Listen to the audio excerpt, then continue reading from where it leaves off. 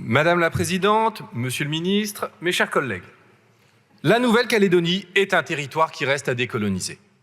Ce fait a été reconnu par le peuple français par référendum et par le droit international avec son inscription sur la liste de l'ONU des territoires non autonomes. En 1853, la France a décidé que la Nouvelle-Calédonie serait sienne. Des colons se sont accaparés des terres ancestrales du peuple kanak. Une administration pénitentiaire et coloniale a organisé une colonie de peuplement. En 1972 encore, Pierre Messmer, Premier ministre, veut organiser une immigration massive afin d'empêcher toute indépendance. Alors aujourd'hui, l'héritage du système colonial est partout en Nouvelle-Calédonie. Plus de 30 ans de politique de rééquilibrage n'ont pas permis de faire reculer les inégalités sociales. Les principales victimes, les jeunes sans qualification et kanaks. Fracture sociale et fracture ethnique se recouvrent. 7 chômeurs sur 10 sont kanaks. 71% des pauvres sont kanaks. 69% des jeunes sans emploi ni formation sont kanaks. 90% des détenus de la prison de Nouméa sont kanaks, alors que les kanaks ne représentent qu'environ 40% de la population calédonienne. Le système colonial n'est pas un passé lointain et révolu. Il se matérialise ici et maintenant dans des inégalités économiques, sociales et politiques qui ne doivent rien au hasard.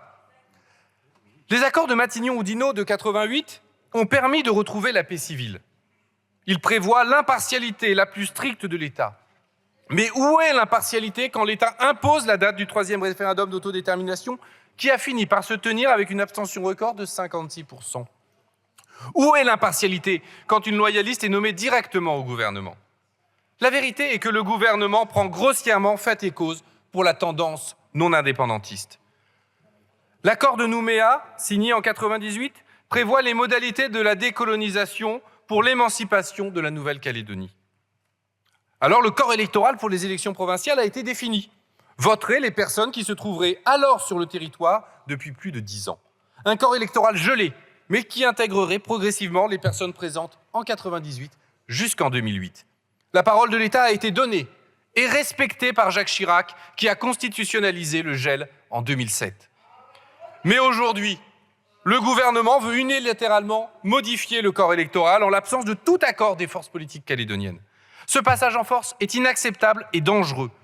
Si vous votez ce texte, c'est l'accord de Nouméa que vous piétinez. Parce que je cite l'accord. Tant que les consultations n'auront pas abouti à la nouvelle organisation politique proposée, l'organisation politique restera en vigueur sans possibilité de retour en arrière, cette irréversibilité étant constitutionnellement garantie. À cause de vous, la parole de l'État est discréditée et la garantie constitutionnelle sans valeur puisque vous démontrez qu'il est possible de modifier la Constitution à marche forcée. Pourtant, personne ne souhaite le gel perpétuel du corps électoral. Cela n'aurait aucun sens. Mais ce dégel fait partie d'un nécessaire accord global qui doit être trouvé par les Calédoniens eux-mêmes dans la discussion pour construire leur destin commun. Car les indépendantistes ont accepté, fait unique dans l'histoire de la décolonisation, que ceux qu'ils appellent les victimes de l'histoire participent avec eux à l'autodétermination pour l'émancipation. Alors, pourquoi sommes-nous là cet après-midi? Sommes-nous là pour faire droit à un impératif démocratique, comme le prétend le rapporteur? Ou pour contraindre les indépendantistes à négocier en position défavorable sous la menace de cette loi? On pouvait se poser la question. Mais c'était avant qu'une fois de plus, le monarque présidentiel ne s'exprime. L'Assemblée doit voter, mais le Congrès ne sera pas convoqué. Du moins, pas tout de suite. Mais la date du 1er juillet demeure. Le couperet est toujours là. C'est bien la démonstration que ce texte n'est qu'un moyen de pression et non qu'il serait indispensable. Vous-même, monsieur le ministre, mais il est parti, monsieur Darmanin, est désavoué par cette déclaration. Nous demandons la reprise en main du dossier par le Premier ministre, le niveau auquel il aurait toujours dû être traité. Et nous demandons l'envoi d'une mission de dialogue en Nouvelle-Calédonie. Parce que nous devons sortir par le haut de cette crise politique que vous avez vous-même créée. Retirez le texte. Le Congrès de la Nouvelle-Calédonie a dans la nuit adopté une résolution demandant le retrait du projet de loi. Je lance au gouvernement un avertissement solennel. Ne jouez pas avec le feu en Nouvelle-Calédonie. La paix est fragile. Renoncez à votre projet. Vous êtes en train de créer les conditions d'une crise politique qui pourrait avoir des conséquences incalculables, qui nous ferait revenir 35 ans en arrière, qui pourrait remettre en question 35 ans de paix civile. Il est de notre devoir de préserver les conditions de la paix. Renoncez.